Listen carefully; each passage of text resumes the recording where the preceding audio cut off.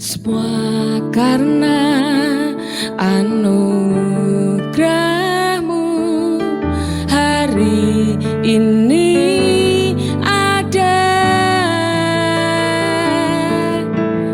bukan karena kuatku, namun karena Roh-Mu. Ku bawa hatiku, penyembahanku, ku semakin berkurang, Yesus makin bertambah. Mengikut Yesus, itulah kesukaan hatiku. Ku lepas semua hakku untuk mengenal kehendak-Nya di hidupku. Mengiring Yesus, itulah kekuatan hidupku. Ku yakin anugerah-Nya mampu jadikanku hamba yang berkenan selalu.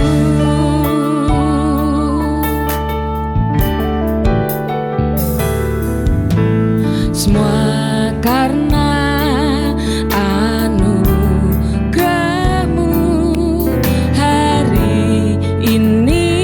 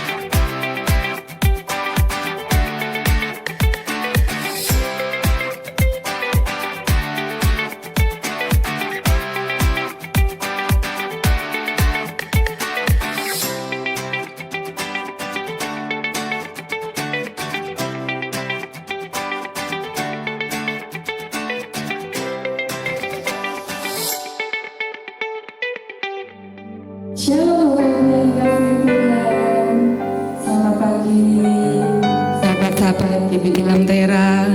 Saya percaya ada sukacita yang luar biasa di tengah-tengah kita pagi hari ini. Ketika kita memulai hari kita di pagi hari ini, kita mengundang hadirat Tuhan, kita mau naikkan ucapan syukur kita di hadapannya. Maka saya percaya ada kasih Tuhan dan penyertaan Tuhan yang sungguh luar biasa di dalam hidup kita sepanjang hari ini. Mari kita berdoa bersama-sama. Bapa, kami mengucap syukur untuk berkat-Mu pada pagi hari ini. Kami tahu ketika kami mengawali pagi ini bersama dengan Engkau, maka kami akan melihat kasih Tuhan dan penyertaan Tuhan sepanjang hari ini ya Tuhan. Pagi hari ini kami mau masuk di dalam hadirat-Mu Tuhan. Kami mau mendengar suara-Mu, kami mau mendekat kepadamu, dan kami mau bersekutu dengan-Mu ya Tuhan. Mari Allah Roh Kudus, Kau yang memimpin setiap kami. Terima kasih Tuhan.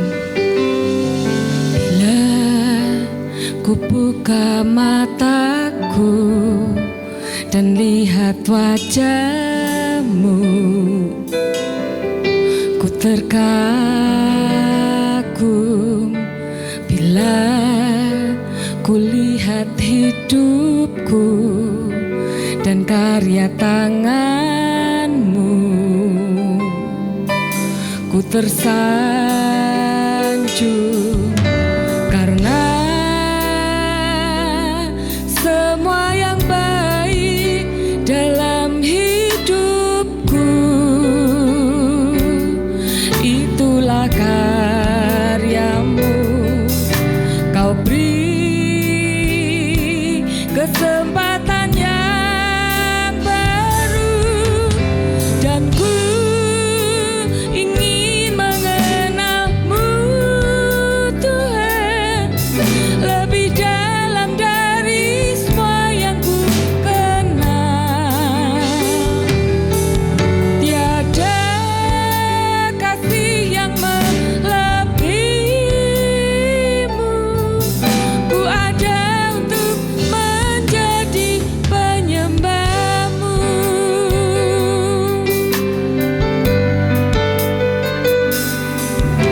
Bila ku buka mataku dan lihat wajah-Mu,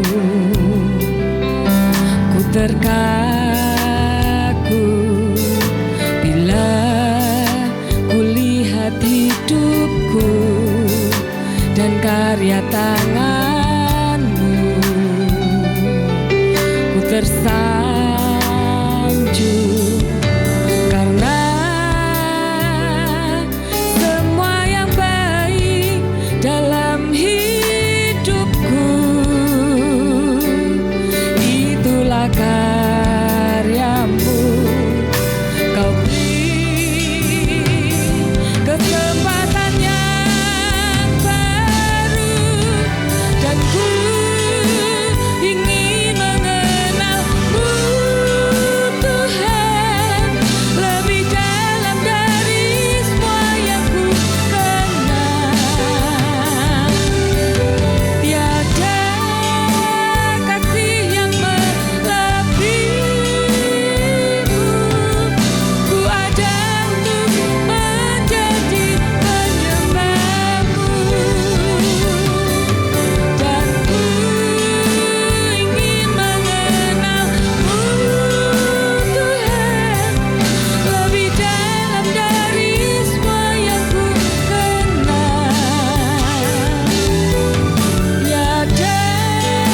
kasih yang melebihi-Mu.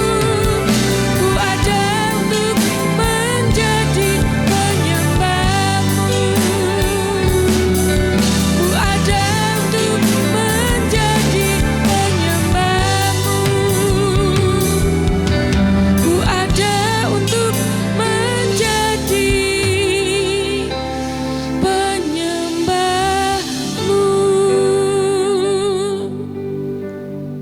Kami ingin mengenal-Mu ya Tuhan. Kami ingin mengenal, bukan sekedar tahu akan Yesus, tapi kami sungguh-sungguh ingin mengenal-Mu ya Tuhan. Dan kami ingin dikenal oleh Tuhan kami. Terima kasih untuk Sabtu yang kedua di minggu yang ketiga ini Bapa. Kami sanggup melewati semuanya karena kemurahan hati-Mu Tuhan, karena perkenanan-Mu saja. Kalau pagi hari ini kami mau sharing Tuhan, saling berinteraksi satu dengan yang lain, saling mendoakan, walaupun kami tidak ada di lokasi yang sama, kami bisa sama-sama beribadah, bukan hanya melihat orang berdoa, bukan hanya melihat orang baca Alkitab, tapi kami mau menundukkan hati kami untuk ibadah Tuhan di hari Sabtu pagi ini. Itu karena kami sungguh-sungguh mencintai-Mu Tuhan. Ajari kami semua untuk punya hati yang punya iman hanya kepada-Mu.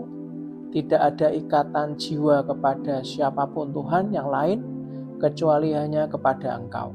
Pagi hari ini Tuhan, kami sungguh-sungguh berdoa buat semua jemaat online. Selamat pagi sahabat, dimanapun berada. Baik di dalam kota, di luar kota, di luar pulau, ataupun sampai ke luar negeri. Kau sendiri Tuhan yang menjamah mereka. Tidak ada satupun yang dari kami yang ibadah online ini Tuhan, baik kami menyaksikan ibadah ini pada saat pukul 5 pagi atau mungkin baru sempat siang atau malamnya atau mungkin keesokannya Tuhan. Tangan-Mu tetap terulur buat kami semua. Kami sungguh terus berdoa Tuhan, tidak pernah henti-hentinya buat semua yang lemah Tuhan. Yang lemah fisiknya dan lemah segala macam Tuhan, Kau berikan kekuatan. Lemah dalam hubungan sosial, lemah dalam keuangan, dalam finansial. Lemah dalam apapun Tuhan, Kau berikan kekuatan. Biarlah Tuhan kami sungguh berdoa juga buat semua umat-Mu yang sakit Tuhan, ataupun yang dalam pemulihan atau menunggu dalam operasi Tuhan. Kau sungguh-sungguh punya mujizat-Mu sampai hari ini Tuhan. Tangan-Mu terulur memberikan mujizat. Biarlah yang sakit disembuhkan di dalam nama Tuhan Yesus Kristus. Biarlah semua dari kita Tuhan, Kau lepaskan, Kau berikan kebebasan dari semua belenggu dan ikatan kami Tuhan. Ikatan dari masa lalu, masa kini, dan masa mendatang. Semua ikatan dari roh dan kutuk, dari iblis ataupun dari manusia, ataupun dari apapun ya Tuhan di dunia ini. Bapak pagi hari ini Tuhan, kami ajarkan kami untuk terus sadar bahwa hari ini adalah hari mujizat Tuhan. Hari ini adalah hari sukacita buat kami. Hari ini adalah hari damai sejahtera buat kami semuanya. Dan biarlah kita terus mengandalkan Yesus Kristus, dan biarlah kita semua mengandalkan Tuhan. Kami yakin dan percaya kami tidak pernah akan dikecewakannya. Terima kasih Bapa, ajari hamba-Mu untuk menyampaikan sharing pengajaran firman Tuhan pagi hari ini dengan bahasa sederhana dan mudah dimengerti. Dan kami tahu biarlah hari ini yang siap untuk menerima sharing firman Tuhan, katakan dengan iman, amin, amin, amin. Shalom Bapak Ibu semuanya, selamat pagi. Hari ini kita ketemu lagi di Sabtu yang kedua, minggu yang ketiga. Izinkan saya hari ini sharing kalau saya disuruh memberi tema, yaitu tema dengan tema iman atau ikatan jiwa, saudara. Nah ini sangat penting karena banyak bulan-bulan ini kita belajar tentang iman, dan saya kemarin sharing sebentar di ibadah pagi. Ada beberapa dari kita itu yang nggak tahu bedanya beriman dengan kita itu bisa nggak sih punya iman kalau kita tuh terus dalam ikatan jiwa dengan orang lain, saudara. Nah, hari ini saya mengingatkan, walaupun kita tidak di lokasi yang sama, hari ini kita bisa saling mendoakan, saling berinteraksi satu dengan yang lain. Anda juga bisa bersaksi kalau Anda mendapatkan mujizat dari Tuhan, apapun bentuk mujizatnya, entah itu mujizat kesembuhan, mujizat berkat, ataupun apapun, saudara. Hubungan yang dipulihkan, ataupun apapun Anda kelepasan, terlepas dari sesuatu yang menjerat kita di masa lalu, masa kini maupun masa mendatang. Nah hari ini izinkan saya sharing dengan tema iman atau ikatan jiwa. Nah ikatan jiwa itu sering menjadi penghambat iman dari orang, saudara. Banyak orang nggak tahu kenapa terhambat imannya, pertumbuhan imannya terhambat, kenapa nggak tahu. Nah inilah yang sering menjadi penghambat adalah ikatan jiwa, saudara. Karena orang itu akan lebih percaya kepada manusia daripada kepada Tuhan. Tapi orangnya bisa jadi nggak sadar, saudara. Ketika hati mulai terikat kepada manusia, banyak orang nggak sadar. Ada satu pertanyaan penting yang pagi ini harus kita sama-sama jawab. Mengapa banyak orang percaya berkata mereka punya iman kepada Tuhan? Kalau ditanya, imanmu ada sama Tuhan? Enggak cuman punya, enggak cuman ada. Punyanya banyak, saya hanya harus gandul Yesus. Bahasa Semarangnya gandul Gusti. Terus imannya sama Tuhan, tapi ketika harus mengambil keputusan hidup, nah ini yang harus saya tekankan. Saya betul-betul mantep derek Gusti Yesus. Saya punya iman yang teguh, ikut pada Tuhan Yesus. Tapi ketika harus mengambil keputusan hidup, banyak orang justru lebih mendengarkan manusia daripada Tuhan. Nah, kenapa iman kita itu bisa terlihat sangat ekstrim lemahnya? Katanya mantep gandul Gusti Yesus. Tapi kenapa kok dalam mengambil keputusan kita mesti tergantung sama orang lain? Itu artinya iman kita lemah. Salah satu penyebab yang sering tidak kita sadari adalah kita masih ada ikatan jiwa. Nah, iman seharusnya mengikat kita kepada Tuhan, bukan mengikat kita kepada yang lain. Mari kita lihat Efesus pasal 4 ayat 3-6. Efesus pasal 4 ayat 3-6 dikatakan, dan berusahalah memelihara kesatuan roh dalam ikatan damai sejahtera. Berarti kan baik-baik. Kalau sampai kita tuh memelihara kesatuan roh, R-nya besar, yaitu Roh Kudus dengan Allah, saudara, maka ada ikatan damai sejahtera. Apapun masalahnya, apapun bentuk kesulitan yang Anda dan saya hadapi, kalau kita punya kesatuan roh dengan Tuhan, kita ada dalam ikatan damai sejahtera. Ayat 4 dikatakan, satu tubuh dan satu roh. Sebagaimana kamu telah dipanggil kepada satu pengharapan yang terkandung dalam panggilanmu. Ayat 5, satu Tuhan, satu iman, satu baptisan. Ayat 6, satu Allah dan Bapa dari semua, Allah yang di atas semua dan melalui semua dan di dalam semua. Alkitab berkata satu Tuhan, satu iman. Artinya iman seharusnya membuat kita terikat kepada Tuhan. Ingat baik-baik, tanpa iman Tuhan tidak bisa melakukan apa-apa. Semua tergantung kita. Mau nggak melekatkan iman kita kepada Tuhan? Nah, seringkali yang terjadi berbeda. Yang mengikat bundelnya hati kita itu bukan Tuhan. Apa yang membuat kita selalu banyak masalah? Karena kita terikatnya, hati kita itu bukan sama Tuhan, tapi sama manusia. Dan ketika hati kita terlalu terikat kepada manusia, iman Anda dan saya kepada Tuhan akan lemah tanpa sadar. Mulut kita bicara, serahkan sama Tuhan. Pokoknya nanti kan Tuhan yang atur. Tapi kenyataannya di lapangan kan enggak. Kita punya banyak plan, si A, si B, si C, si D, yang kita kalau sampai kepepet, ya orang-orangnya ngedukung. Enggak ada yang salah dengan menghubungi orang-orang ini. Karena koneksi, golden connection, koneksi ilahi, koneksi emas yang dibuat. Karena kita ketemu dengan banyak orang, tiba-tiba Tuhan buat golden connection kepada orang itu. Tapi jangan punya pengharapan atau iman kepada orangnya, saudara.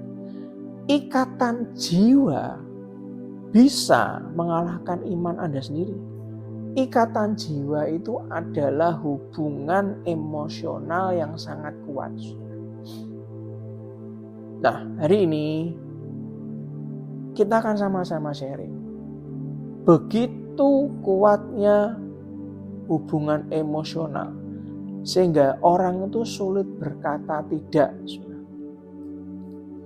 Sulit untuk berkata no. Orang itu akan takut kehilangan orang tersebut dan sering mengikuti keinginan orang itu. Walaupun keinginan orang itu salah. Ini loh awal kenapa kita tuh terjerat dalam ikatan jiwa. Kita maunya untuk independen. Pengennya sesuai dengan apa yang Tuhan inginkan. Tapi banyak dari kita, karena mungkin Anda punya background masa lalu yang saya nggak pernah tahu. Apa mungkin Anda pernah hutang budi, Anda pernah terlalu percaya, Anda terlalu menjagakan kehidupan Anda dengan orang tersebut, Anda terlalu melihat sosok ini adalah sosok yang luar biasa, sehingga apapun orang ini ngomong, Anda sulit berkata tidak. Dan kalau sampai Anda berkata tidak, Anda takut kalau Anda ditinggalkan oleh orang itu. Nah, pada saat itu sebenarnya yang terjadi adalah iman kepada Tuhan mulai kalah oleh ikatan kepada manusia. Saya berikan sebuah contoh yang saya itu alami tahun 2000, sekitar 2005. Waktu itu saya full mengadakan persekutuan doa di rumah kami. Waktu itu belum banyak yang datang, sekitar 50. Dan waktu itu saya heran dari mana saya tidak tahu, yang mengundang siapa juga tidak tahu.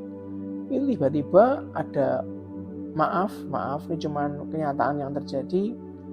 Banyak angkutan kota itu membawa orang-orang yang jalanan untuk datang ke rumah kami persekutuan doa. Namun karena pada saat itu saya kepepet masalah keuangan, apalagi sekitar tahun 2006 itu anak kami yang diizinkan Tuhan untuk tidak keguguran, dan mulai istri saya mengandung besar tahun 2006 itu cukup membuat kami bingung kalau kami tidak menambah pendapatan, saudara. Ya, karena namanya dalam pernikahan pasti kan ujung-ujungnya berhubungan dengan masalah keuangan. Dan itu masalahnya kami harus punya sesuatu yang pasti untuk pegangan, apalagi anak kami yang pertama itu mau lahir. Singkat cerita, kami mulai sibuk dengan bekerja, dan lama-lama karena sangat sibuk sekali, lama-lama persekutuan doa kami itu pelan-pelan kami tiadakan. Nah, inilah kenapa sebuah gambaran cerita yang simple bahwa hubungan dengan Tuhan itu bisa lama-lama kalah karena ikatan kita kepada manusia. Karena saya kan bekerja berkomunitas dengan kantor di mana kami itu punya target, sehingga nggak mungkin kalau saya tidak fokus ke area sana karena kami membutuhkan. Nah, ini sebuah gambaran kecil. Mari kita lihat lagi, kita akan sama-sama buka, Anda sama-sama merenung apakah betul iman kita itu bisa bertumbuh atau iman kita itu justru malah terhambat karena kita sendiri sebenarnya, bukan karena Tuhan. Efesus 4 ayat 3-6 yang tadi kita baca dikatakan, dan berusahalah, kata ini adalah kata kerja aktif. Artinya ya diupayakan. Berusahalah memelihara kesatuan roh dalam ikatan damai sejahtera. Satu tubuh dan satu roh, sebagaimana kamu telah dipanggil kepada satu pengharapan yang terkandung dalam panggilanmu. Satu Tuhan, satu iman, satu baptisan, satu Allah dan Bapa dari semua, Allah yang di atas semua dan melalui semua dan di dalam semua. Nah, pertanyaannya mengapa ada beberapa orang Kristen yang sulit mengalami pertumbuhan iman? Maaf, imannya stagnasi di sana. Berhenti sampai sana, nggak kemana-mana. Sulit mengalami pertumbuhan pengharapan kepada Tuhan Yesus. Kan itu pertanyaan yang harus kita jawab pagi hari ini. Sebelum besok saya akan melayani Anda 2 kali ibadah dengan tema iman yang menjemput mujizat. Saya ulangi lagi, saya besok akan melayani Anda 2 kali ibadah jam 9 dan jam 5 sore. Kalau Anda belum bisa hadir secara on-site, Anda bisa ikuti ibadah online yang jam 7 pagi. Jam 7 pagi itu ibadah besok akan dimunculkan di YouTube GPI Lamber Tengah Raya minggu depan. Sebelum kita sharing tentang iman yang menjemput mujizat, hari ini kita harus clear dulu. Bedakan antara iman, apakah kita itu upgrade iman atau kita tersandung dengan ikatan jiwa. Nah, ini yang kita harus sama-sama bahas. Kenapa ada beberapa orang Kristen yang sulit mengalami pertumbuhan iman dan pengharapannya kepada Tuhan Yesus? Salah satu penyebabnya adalah ikatan jiwa yang tidak sehat. punya ikatan jiwa itu nggak ada masalah. Anda sayang dengan keluarga Anda, sayang dengan istri Anda, suami Anda, anak Anda, itu nggak ada masalah. Ikatan jiwa yang terkoneksi dengan tim kita, saking kompaknya sampai mencapai target omset berapapun itu tercapai karena kompak. Tapi ada ikatan jiwa yang sehat, tapi juga ada ikatan jiwa yang tidak sehat dengan seseorang. Nah, ada 3 tingkatan tiga tanda ikatan jiwa yang tidak sehat. Apa saja Pak 3 tanda-tanda ikatan jiwa yang tidak sehat? Yang pertama, Anda selalu memikirkan orang itu oleh karena hati Anda terpaut dengan dia. Saya ulangi lagi. Yang pertama, tanda ikatan jiwa yang tidak sehat. Anda selalu memikirkan orang itu oleh karena hati Anda terpaut dengan dia. Bayangkan kalau kita tuh punya anak yang mungkin sudah mulai menjalin hubungan dengan kekasihnya. Setiap hari belajar terganggu, seringnya ngalamun, ternyata memikiri kekasihnya. Bahasa istilah sekarang bucin. Tiap hari kalau nggak telepon-teleponan itu gelisah. Terus mikirkan. Kalau sampai di WA nggak dibales, di telepon nggak diangkat, tidak segan-segan dia itu akan ngomong, lagi apa ya? Wah, jangan-jangan ini lagi ngapain ya? Wah, pikirannya nggak enak. Itu kalau hubungan masih area pacaran ya. Apakah area pernikahan ada yang sampai ke sana? Loh, walaupun sudah menikah punya anak pun juga yang cemburuannya pol ya banyak. Ya. Negatif thinking terus. Ya mungkin kita nggak pernah tahu sih track record sebelumnya tuh kejadian apa sehingga sampai tidak ada rasa percaya sampai menikah. Karena mungkin kita terjadi apa kita juga nggak tahu dan kita tidak boleh menghakimi kan. Tapi Anda bisa perhatikan dalam pekerjaan sama. Saking Anda berharap dengan satu orang ini, sampai Anda takut kehilangan dia, sampai Anda memikirkan overthinking, selalu memikirkan orang itu karena hati Anda terpaut dengan dia. Itu tanda ikatan jiwa yang tidak sehat. Yang kedua tandanya apa? Keputusan kita sangat dipengaruhi. Ini sudah mulai masuk area keputusan. Keputusan kita sangat dipengaruhi oleh orang itu. Karena kita sangat tergantung sama dia. Bayangkan sampai area ngambil keputusan pun tak sanggup. Saudara. Kenapa? Karena sangat tergantung dan sangat percaya. Dan saya beritahu kalau sampai keputusan sangat dipengaruhi, itu sudah masuk ke tanda ikatan jiwa yang tidak sehat. Saudara. Dan yang ketiga, tanda ikatan jiwa yang tidak sehat. Kita kesulitan mengalami pertumbuhan iman, mengalami pertumbuhan pengharapan kepada Tuhan. Oleh karena jiwa kita telah terpaut sama Dia. Suatu hari di suatu gereja yang gerejanya itu besar sekali. Jemaatnya puluhan ribu. Beberapa tim inti itu ngomong gini, saya nggak bisa bayangkan loh. Kalau suatu hari nanti Pak Gembalanya ini meninggal dunia. Saya tanya, loh kenapa?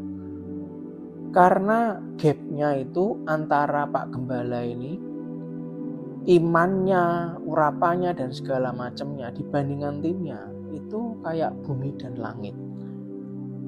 Dan saya sudah pernah ngomong ke Pak Gembalanya, Pak ini terlalu jauh jaraknya, gapnya terlalu jauh. Jadi sampai beberapa orang di tim inti ini sampai ada yang cerita ke kami, saya tidak bisa bayangkan dengan segala hal yang dilakukan oleh gereja ini sebesar ini dengan banyak kegiatan yang luar biasa, departemen yang luar biasa dipakai Tuhan, itu jadi sampai kayak apa kalau sampai Pak Gembala ini meninggal. Anda bayangkan, dalam dunia pelayanan, dalam dunia melayani Tuhan kita, itu tidak ada yang kebal dengan yang namanya ikatan jiwa yang tidak sehat, saudara. Saya berikan beberapa contoh pagi hari ini yang ada di Alkitab, supaya saya dan Anda semua bisa sama-sama merenung dan belajar, sehingga besok kita bisa masuk sesuatu yang penting, yaitu iman yang menjemput mujizat. Bagaimana bisa menjemput mujizat? Wong melangkahnya saja bingung, bukan? Karena kita terikat, saudara. Nah, yang pertama kita lihat Yakub dengan Benyamin anaknya, saudara. Ini mohon maaf, saya cuma melihat dari Alkitab, saya tidak ada tendensi apa-apa, saya cuma cerita, saudara. Saya tidak menyinggung siapapun, saudara, saya cerita. Apa yang Roh Kudus arahkan ya saya bahas. Yakub dan Benyamin adalah contoh dari ikatan jiwa antara, maaf saudara ya, orang tua dengan anaknya. Mari kita lihat Kejadian 44 ayat 30 dan 31. Kejadian 44 ayat 30 dan 31. Maka sekarang apabila aku datang kepada hambamu, ayahku, dan tidak ada bersama-sama dengan kami anak itu, padahal ayahku tidak dapat hidup tanpa dia. Ayat 31, tentulah akan terjadi apabila dilihatnya anak itu tidak ada, bahwa ia akan mati. Dan hamba-hambamu ini akan menyebabkan hambamu, ayah kami yang ubanan itu, turun ke dunia orang mati karena duka cita. Saudara, kalau Anda baca di kitab Kejadian pasal 44, Yusuf ini membuat sebuah siasat supaya Benyamin, adik yang paling kecil, satu ibu, satu bapak dengan Yusuf, tertahan di Mesir dan tidak kembali ke ayah mereka, yaitu Yakub. Apa yang dilakukan oleh Yusuf? Yang pertama, Yusuf memerintahkan pelayannya untuk menyembunyikan piala peraknya. Ini strateginya Yusuf. Memerintahkan pelayannya untuk menyembunyikan piala peraknya. Setelah saudara-saudaranya membeli gandum dan hendak pulang, Yusuf menyuruh pelayannya menaruh piala perak miliknya dalam karung gandum yang dipunyai Benyamin. Nanti Anda bisa baca sendiri di Kejadian 44 ayat 2. Apalagi setelah itu, yang kedua, Yusuf ngirim orang untuk mengejar mereka ini, saudara-saudara, dan yang dimana mereka bersama dengan Benyamin. Ketika mereka sudah berangkat, Yusuf menyuruh pegawainya mengejar rombongan itu, menuduh mereka mencuri piala tuannya. Di Kejadian 44 ayat 4 sampai 6. Yang ketiga, menggeledah karung mereka satu persatu. Dan memang karung diperiksa mulai dari yang tertua sampai yang termuda, dan piala itu pasti ditemukan yang nyuruhkan Yusuf. Ditemukan di karungnya Benyamin. Di Kejadian 44 ayat 12. Yang keempat, Yusuf berkata, orang yang ditemukan membawa piala itu harus menjadi hambanya. Jadi menjadikan Benyamin sebagai budak. Sedangkan saudara-saudaranya yang lain dipersilakan pulang. Itu di Kejadian 44 ayat 17. Anda tahu gak tujuan Yusuf itu apa sih? Yusuf melakukan itu pasti ada tujuannya kan, saudara? Yang pertama, sebenarnya Yusuf tidak benar-benar ingin menghukum Benyamin, itu tidak. Ia melakukan ini untuk menguji hati saudara-saudaranya. Ingat, Yusuf pernah dibuang, saudara. Dimasukkan ke sumur, terus bilang kepada ayahnya kalau Yusuf sudah mati, dimakan binatang buas. Nah, ini ingin uji hati saudara-saudaranya yang pertama. Yang kedua, melihat apakah saudara-saudara Yusuf itu akan meninggalkan Benyamin seperti dulu mereka meninggalkan Yusuf. Dijual loh, saudara. Yusuf pengen lihat apakah masih sama seperti dulu hatinya. Yang ketiga, ataukah justru malah mereka melindungi Benyamin dan peduli pada ayah mereka. Yusuf itu tujuannya cuma itu.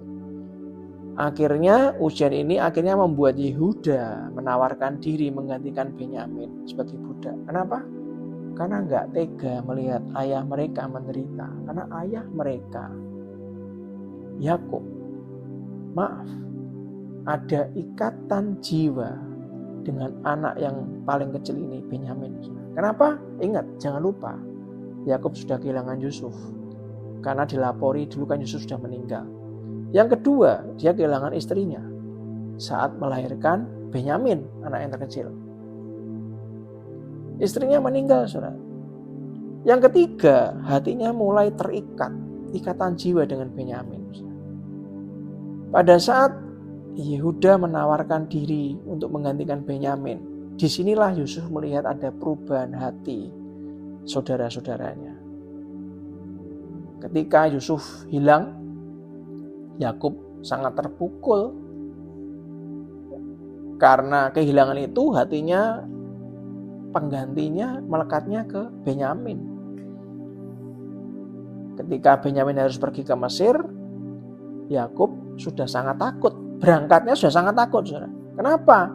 Karena sudah sangat kuat sekali. Lah kalau sampai pulangnya aja nggak bawa Benyamin, saat itu Yakub lebih dikuasai oleh ketakutan, kehilangan daripada iman kepada Tuhan. Itulah kenapa ikatan jiwa. Berarti kan baik-baik.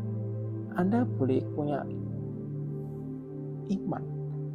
Tapi kalau Anda masih terbelenggu dengan ikatan jiwa, iman yang sudah ada sekarang, itu lemah, saudara. Ikatan jiwa melemahkan iman. Nah, ikatan jiwa ini bisa terjadi kepada siapa saja, termasuk dengan anak Anda, saudara. Contoh yang kedua.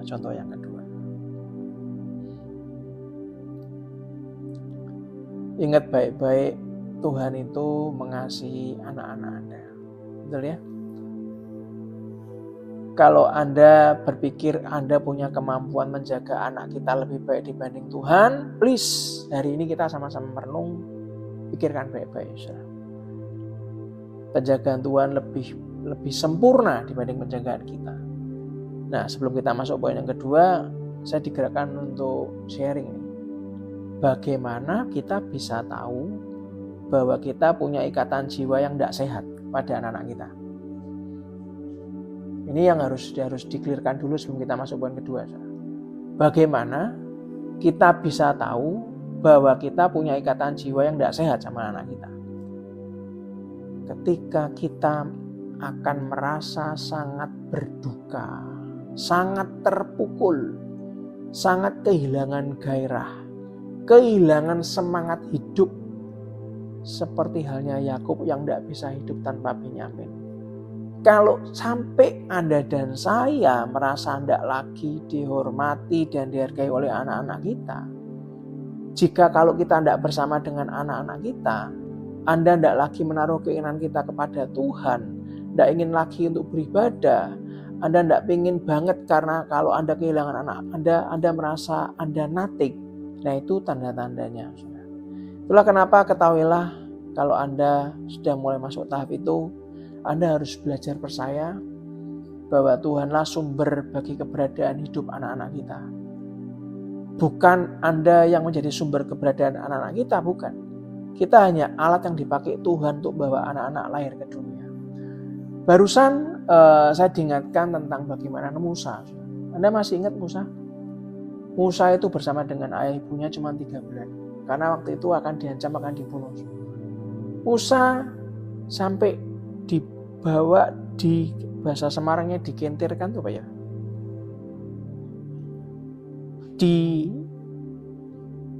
Dihanyutkan, ditaruh di tempat, terus dimasukkan ke tempat yang aman, terus dimasukkan ke air supaya meninggalkan ayah ibunya karena resiko untuk dibunuh soalnya.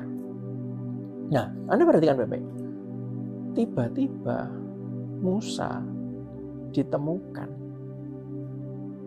Dan ditemukan pada saat Musa nangis, bisa membuat sang ratu ini sayang sama dia. Akhirnya dipanggilkan, dicarikan ibu yang bisa menyusui bayi ini. Anda tahu yang dipanggil siapa? Ibunya Musa, saudara, menyusui anak ini. Saudara. Setelah Musa gede, Musa menjadi pemimpin yang membebaskan dari Mesir. Betul, saudara ya?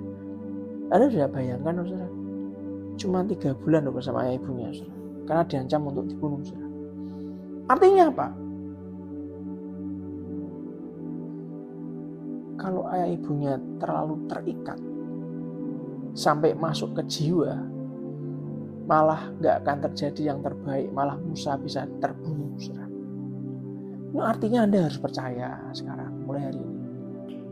Tuhan itu sumber keberadaan bagi anak-anak kita. Bukan kita. Kita ini cuma alat yang dipakai Tuhan untuk bawa anak-anak lahir ke dunia. Tuhan Yesus yang mati di kayu salib untuk anak-anak kita. Yang setuju katakan yes. Kalau Tuhan Yesus yang mati di kayu salib, maka Tuhan sanggup memelihara, sanggup melindungi, sanggup memberkati anak-anak kita lebih dari yang bisa kita lakukan. Tuhan tidak menginginkan kita punya ikatan jiwa yang tidak sehat dengan siapapun. Namanya kita punya belahan jiwa, punya anak. Pasti sayang, tidak ada yang enggak. Tapi jangan punya ikatan jiwa yang tidak sehat. Kalau kita adalah orang tua, Tuhan tidak ingin kita memiliki ikatan batin yang tidak sehat dengan anak kita. Yang kedua, sekarang kita masuk poin kedua. Bagaimana dengan Daud dan Yonatan? Daud dan Yonatan ini contoh ikatan jiwa antara seorang sahabat. Kalau yang pertama saya contohkan menurut Alkitab adalah antara orang tua dan anak. Yang kedua adalah seorang sahabat. Mari kita lihat 1 Samuel 18 ayat 1 dan 3. Dikatakan ketika Daud habis berbicara dengan Saul, berpadulah jiwa Yonatan dengan jiwa Daud. Dan Yonatan mengasihi dia seperti jiwanya sendiri. Yonatan mengasihi Daud seperti jiwanya sendiri. Yang ketiga, ayat 3 langsung. Yonatan mengikat perjanjian dengan Daud karena ia mengasihi dia seperti dirinya sendiri. Perhatikan kata berpadulah. Berpadulah jiwa Yonatan dengan jiwa Daud. Bukan tubuh atau roh mereka, tapi jiwa mereka yang berpadu.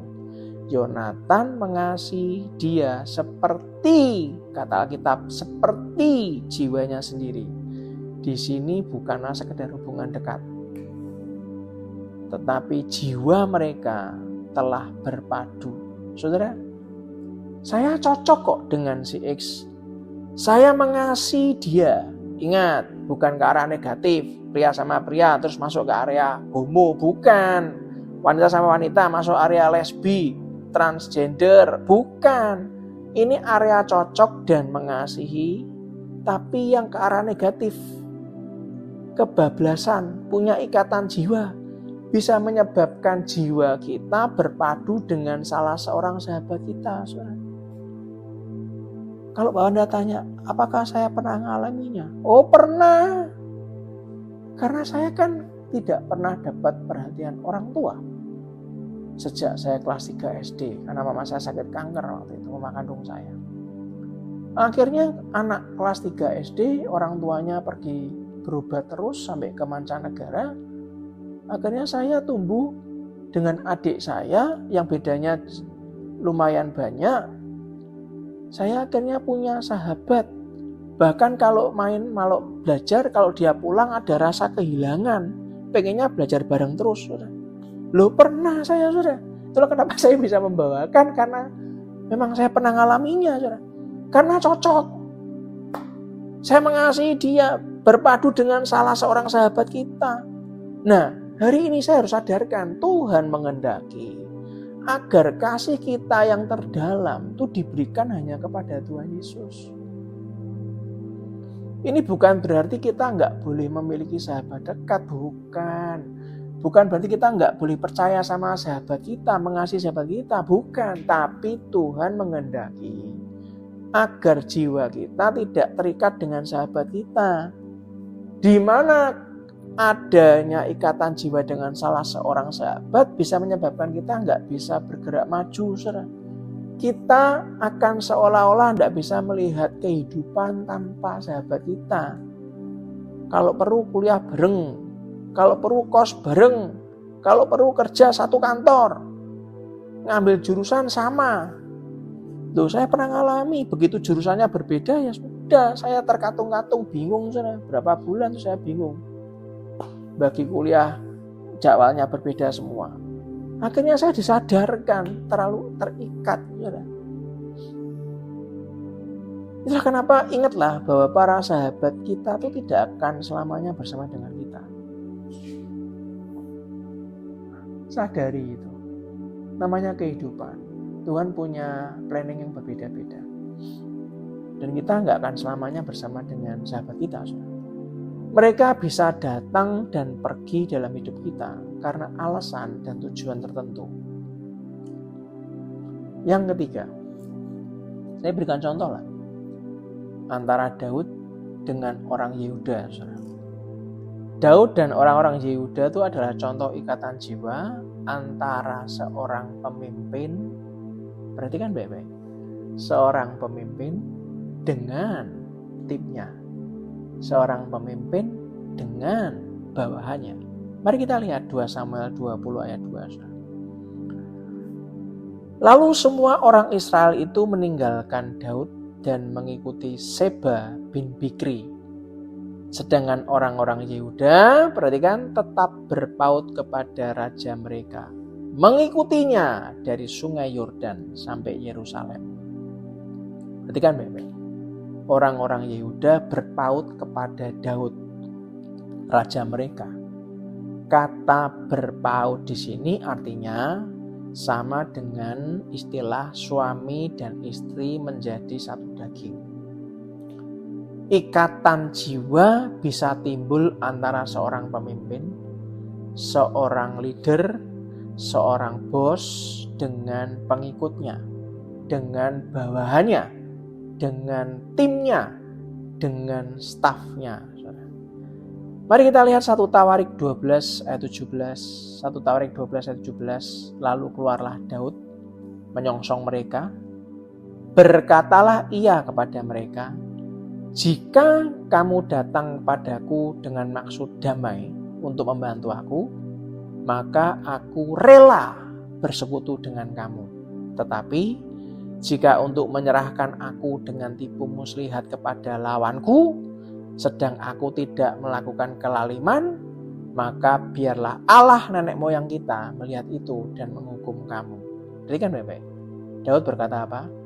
Jika kamu datang kepadaku dengan maksud damai untuk membantu aku, maka aku rela bersekutu dengan kamu. Atau dengan kata lain, aku rela memberikan hatiku kepadamu. Itu bahasa lainnya. Seorang pemimpin itu tidak salah jika dia mengasihi jemaatnya. Dan memang harus mengasihi jemaatnya. Seorang gembala pasti mengasihi domba-dombanya. Seorang gembala di gereja, baik gembala komsel, pemimpin departemen, pasti mengasihi timnya, mengasihi domba-domba yang dipercayakan Tuhan.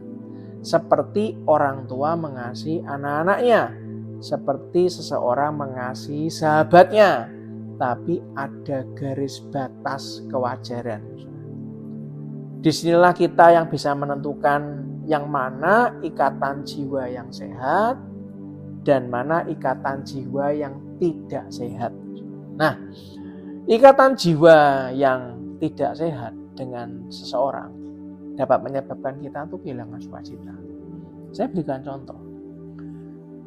Bertahun-tahun kami merintis di kota Semarang dari nothing. Tahun 2007 berusaha menjalankan merintis beberapa divisi perusahaan.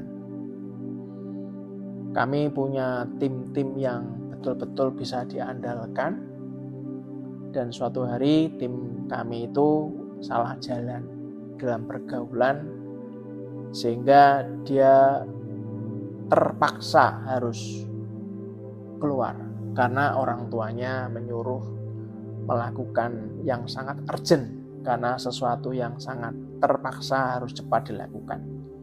Saya tidak menyebutkan nama sama sekali. Waktu itu saya sudah berusaha untuk menjelaskan, kalau langkahmu yang ambil seperti itu, nanti yang kena imbasnya itu kamu sendiri. Karena ini adalah langkah yang tidak boleh dilakukan dengan gegabah karena berhubungan dengan masa depan. Tapi singkat cerita, entah karena apa, tetap akhirnya orang tuanya memaksa. Sudah berapa lama saya tuh sampai mikir gimana nasibnya ya. Eman sudah dibentuk karakternya, dibentuk skillnya, dibentuk segala macamnya.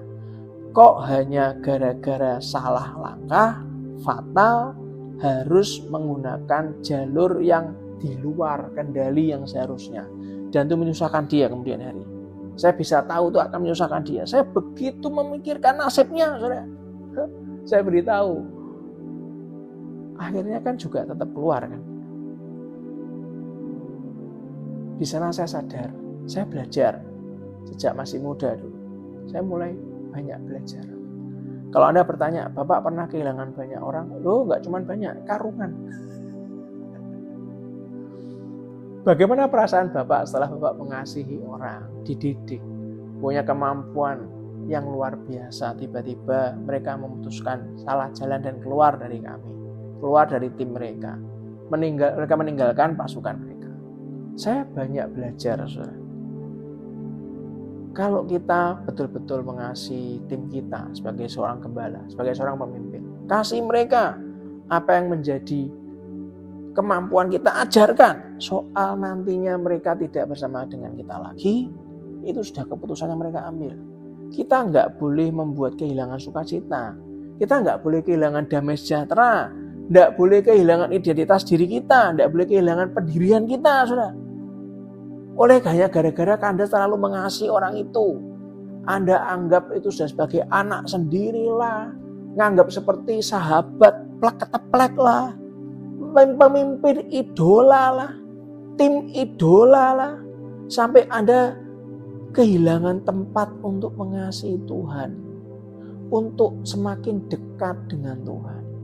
Jangan, saudara. Yang terakhir, yang keempat.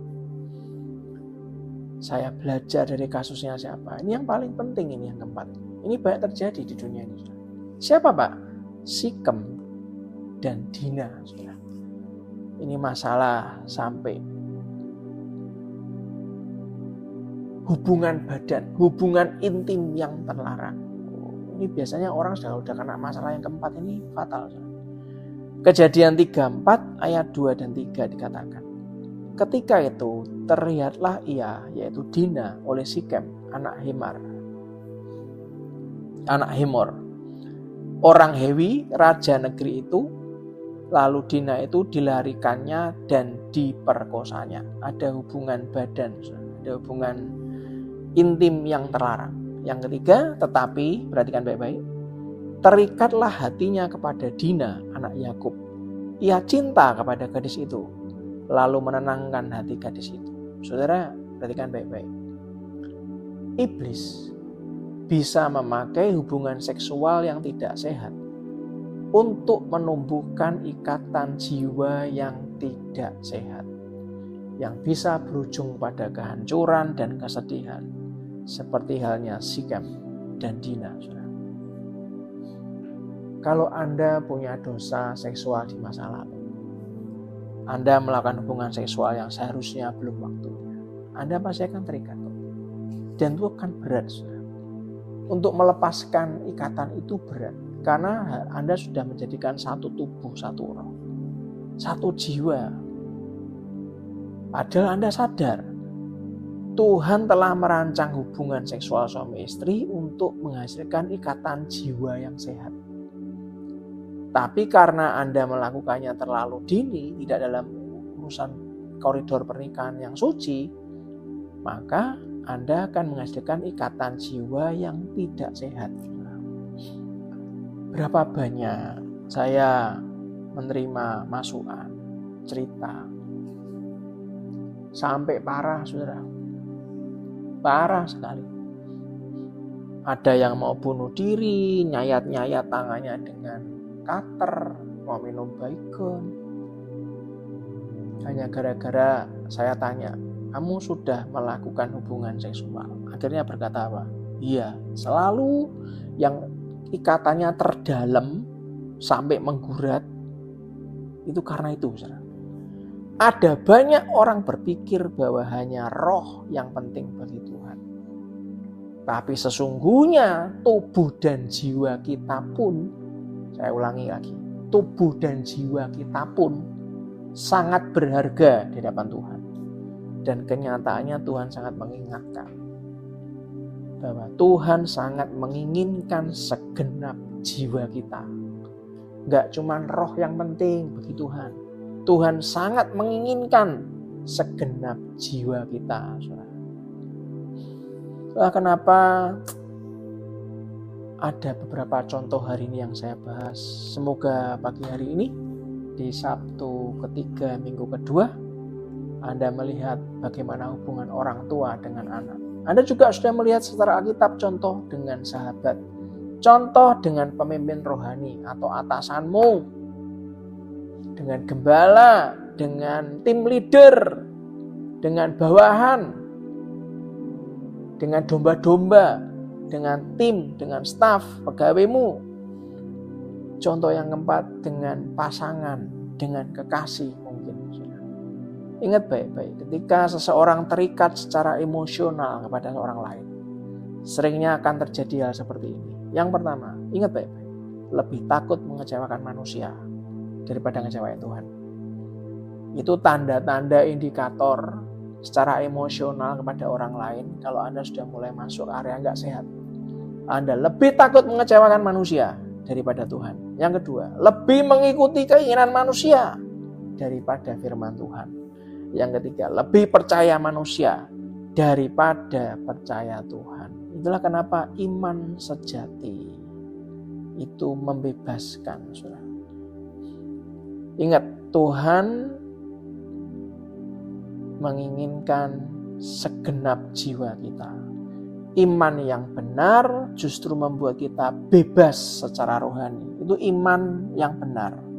Bebas untuk mengikuti kehendak Tuhan, karena Tuhan ingin berurusan dengan Anda dan saya, mengupgrade iman kita semakin hari semakin besar. Yang mau katakan amin. Yang kedua, bebas untuk taat kepada firman Tuhan, mengambil keputusan yang benar. Iman kepada Tuhan harus lebih kuat daripada ikatan pada manusia. Saudara yang dikasihi Tuhan, hubungan dengan manusia itu penting. Saya tidak ngomong tidak penting, penting. Tapi iman kita kepada Tuhan harus selalu menjadi yang paling utama. Jangan sampai hati kita lebih terikat kepada manusia daripada kepada Tuhan. Karena kalau Anda terikat pada manusia, Anda akan kecewa. Anda akan dikecewakan.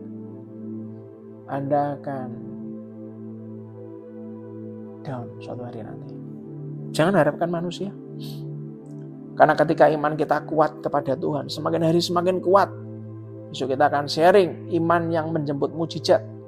Anda akan mengalami mujizat, saudara. Kita akan punya hubungan yang sehat dengan semua orang. Ketika iman kita kuat.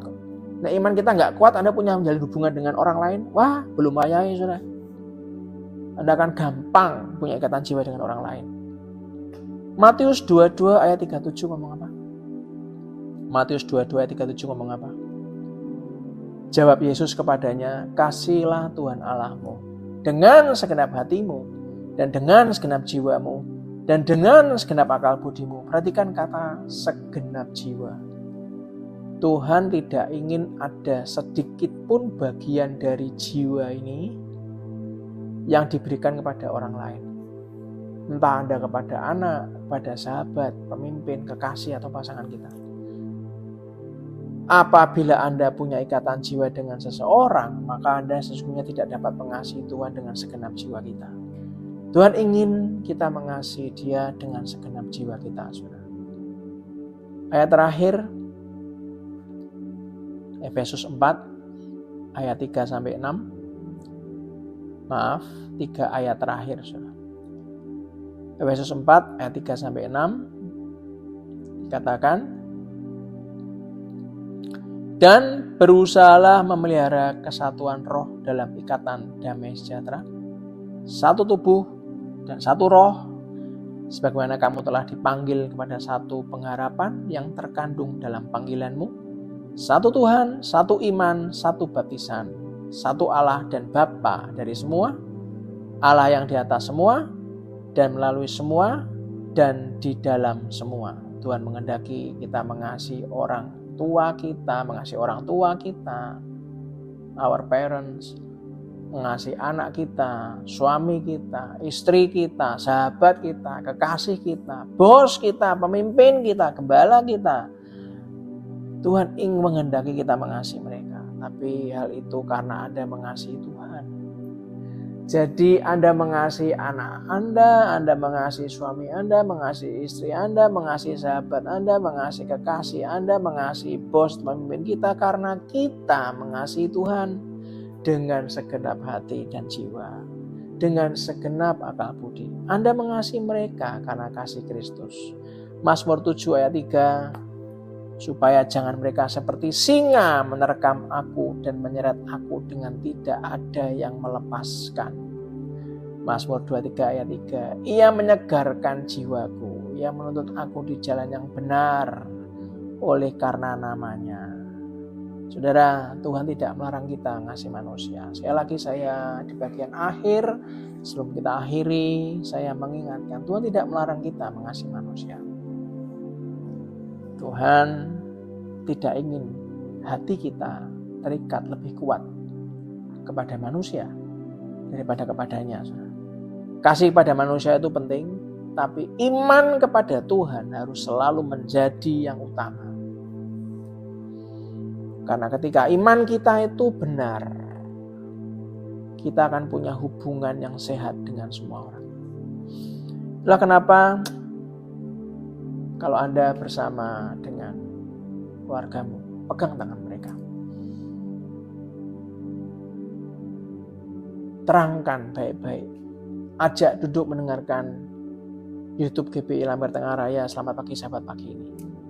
Saya bisa memberikan sebuah ilustrasi kepada Anda, sebuah bayangan.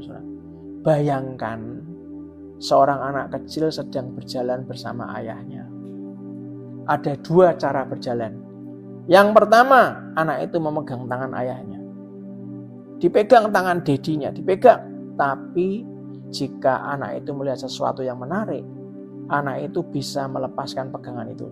Karena pegangan anak kepada ayah ya hanya sekedar kekuatan anak.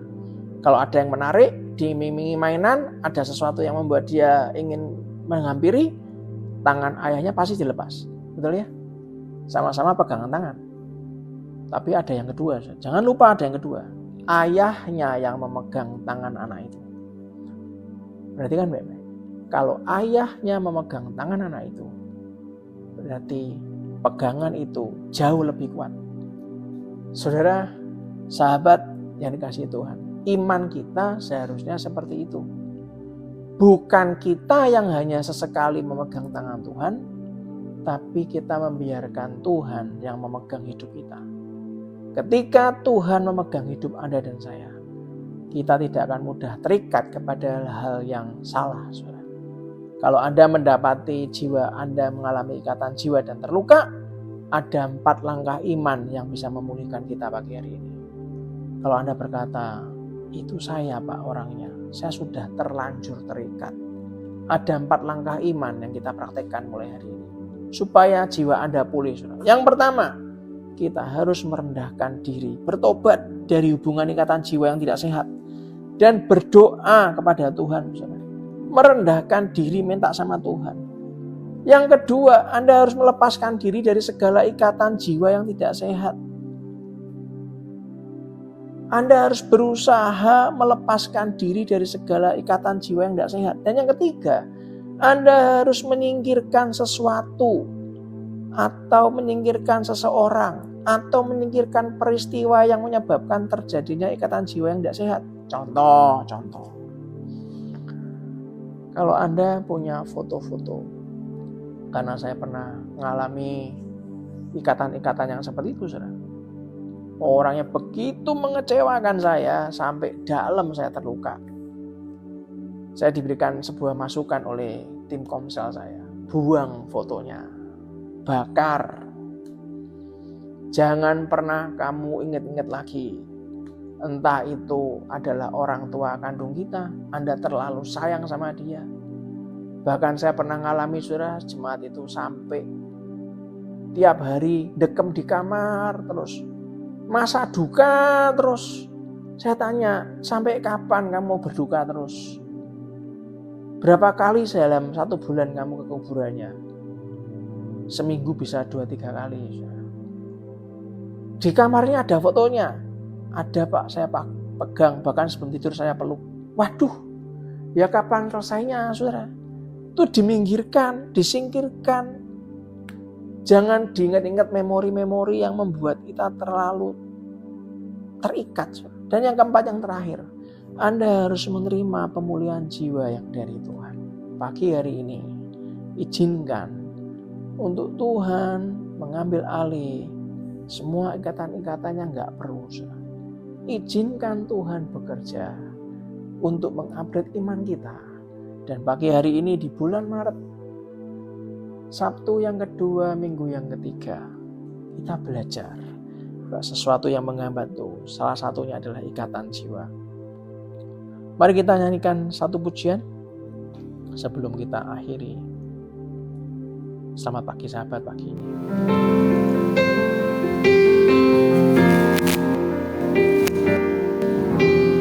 Ku rindu diam di bait-Mu, menikmati anugerah-Mu. Di hadirat-Mu bahagiaku penuh, Yesusku, Kau kerinduanku.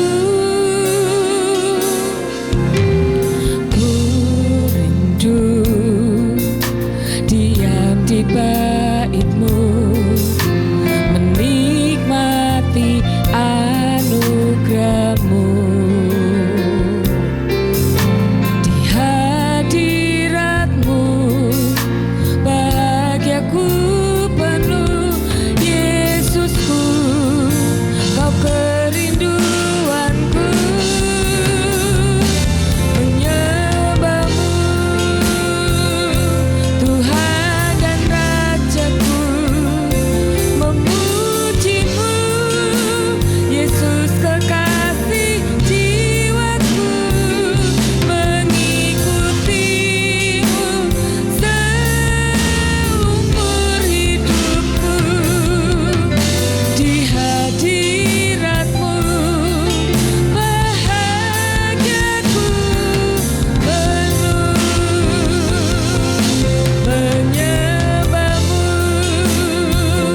Tuhan dan Rajaku, memuji-Mu Yesus kekasih jiwaku, mengikuti-Mu seumur hidupku.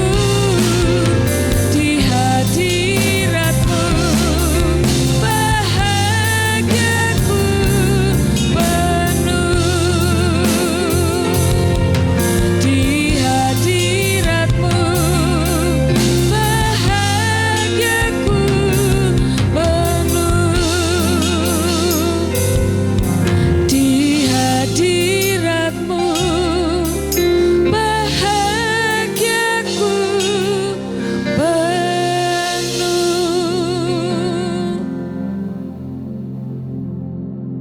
Di hadirat-Mu bahagia kami penuh ya Tuhan. Terima kasih untuk apa yang sudah Kau izinkan kami untuk refleksi, introspeksi pagi hari ini. Sesuatu yang membuat kami khawatir berlebihan, sesuatu yang membuat kami tergantung berlebihan, sesuatu yang membuat kami terhambat iman kami untuk dibawa Tuhan untuk naik level. Ampuni kami orang yang tidak tahu ini Tuhan, dan akhirnya kami tahu sekarang bahwa iman kami akan terus bertumbuh karena Kau ajarkan kami untuk melepaskan dari semua ikatan jiwa yang menuju ke arah yang tidak sehat. Terima kasih Tuhan. Dan pagi hari ini bagi Anda yang membutuhkan doa, Anda bisa ketik di kolom komen. Kalau Anda hari ini ingin didoakan untuk masalah ikatan jiwa, taruh tangan kananmu di dada, angkat tangan kirimu ke arah YouTube channel ini untuk saya doakan. Bapa, di dalam nama Yesus, ampuni kami Tuhan. Kami sungguh tidak tahu bahwa sesuatu yang menghambat kami selama ini adalah ikatan jiwa Tuhan. Ampuni kami yang selama ini mengharapkan lebih dari orang yang kami kasihi, mengharapkan lebih untuk kami bisa handle sendiri semuanya, baik kepada orang tua kami, kekasih kami, pasangan hidup kami, anak kami, sahabat kami, tim kami, pemimpin kami, bahkan apapun dalam kehidupan dunia ini yang membuat ikatan kami tidak sehat di masa lalu Tuhan. Kami mau cabut kuasa itu Tuhan, kami merendahkan hati kami untuk digantikan dengan kuasa daripada-Mu. Kalau ada kutuk-kutuk Tuhan, kutuk-kutuk hubungan seksual, kutuk-kutuk perzinahan di masa lalu, kami ikat roh dan kutuk di masa lalu, masa kini dan masa mendatang, di mana imbasnya ke masa mendatang ke anak cucu kami. Kami patahkan kuasanya, kami ikat kuasanya, patahkan, kami hancurkan di dalam nama Tuhan Yesus Kristus. Darah Yesus itu sudah tercurah membentengi kami semuanya. Membuat kami yang salah dan berdosa ini Kau benarkan Tuhan dengan prinsip-prinsip firman Tuhan. Karena darah-Mu sudah tercurah, tubuh-Mu sudah terpecah buat kami. Ajari kami menerima-Mu Tuhan. Terima kasih-Mu. Mengalami Yesus Kristus melalui roh dan firman-Mu. Ajari kami untuk orang yang tidak berguna ini menjadi berguna karena Engkau Tuhan. Menjadi orang yang benar karena Engkau yang membenarkan. Bahkan Kau membawa kami menjadi orang-orang yang dimuliakan karena Engkau. Terima kasih Bapa.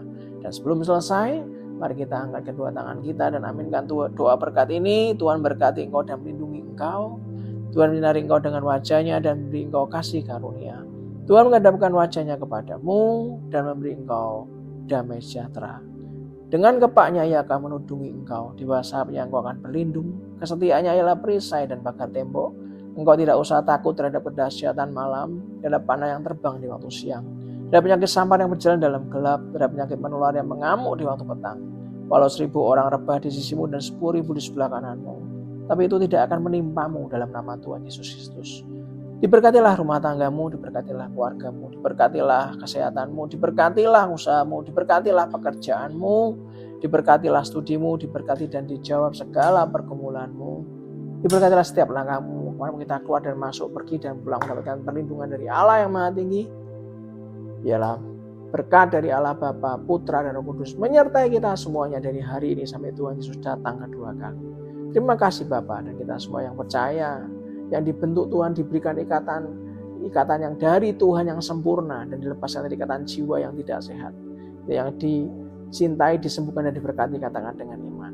Amin. Amin. Amin. Salam sayang saya untuk keluarga Anda semuanya. Sampai ketemu besok ibadah.